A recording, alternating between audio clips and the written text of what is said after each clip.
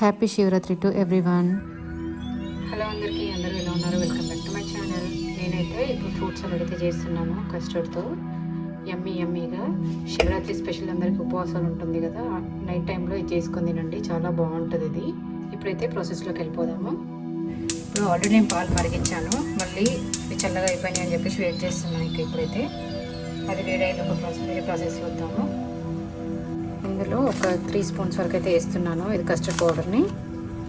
Next water పోసుకుంటూ mix చేసుకోవాలి ఇది. ఎందుకంటే నేను పాలల్లో ఏమీ వాటర్ యాడ్ చేయలేదు, సో అందుకోసమని ఇందులో వాటర్ యాడ్ చేసేసి మిక్స్ చేస్తున్నాను. ఇందులో లంప్స్ లేకుండా మొత్తం మిక్స్ చేసుకోవాలి.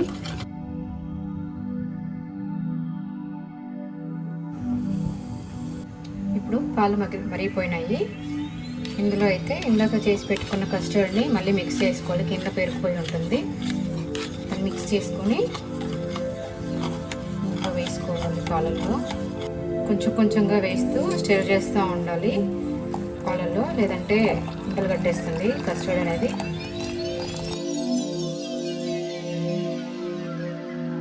ఇలా తిప్పుతూనే ఉండాలి, లేకపోతే మొత్తం కింద అడగంటుకుపోవడమో లేదంటే ఉండలు కట్టేయడం జరుగుతూ ఉంటుంది ఇది కస్టర్డ్.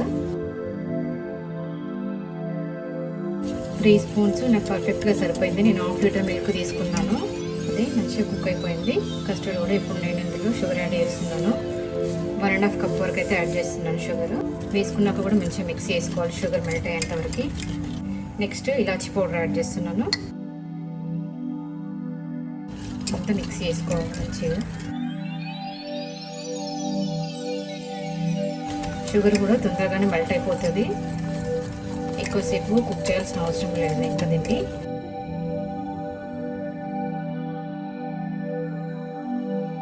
కస్టర్డ్ పౌడర్ షుగర్ వేసుకున్నాక ఓన్లీ ఒక 2 మినిట్స్ కుక్ చేసుకుంటే సరిపోతుంది. ఇంకా స్టవ్ ఆఫ్ చేసుకోవచ్చు.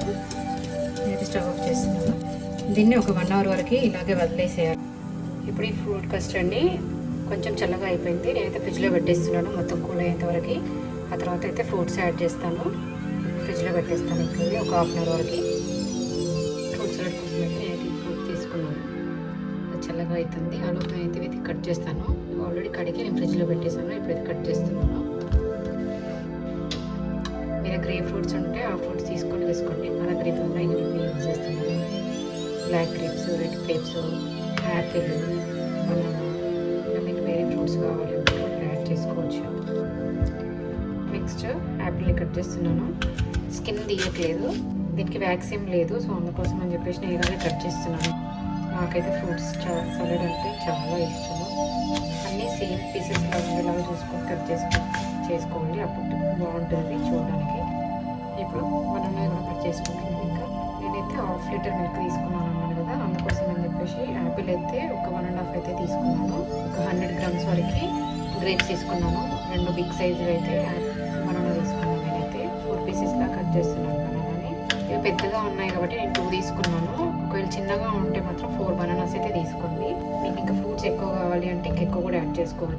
బనానాస్ కూడా నేను ఫ్రిడ్జ్లో పెట్టేశాను చల్లగా ఉండడం కోసం అని చెప్పి.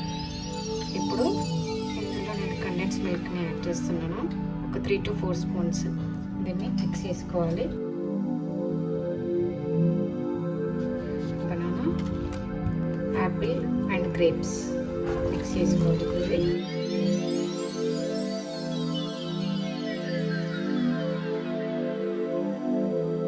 మంచిగా మిక్స్ చేసుకుంటే అయిపోయింది. అంతే, యమ్మీ ఫ్రూట్స్ సలాడ్ రెడీ అయిపోయింది. ఇంకా ఈ వీడియోస్ నచ్చినట్లయితే ప్లీజ్ సబ్స్క్రైబ్ చేయండి, అలాగే లైక్, షేర్, కామెంట్ చేయండి. Thanks for watching. బాయ్.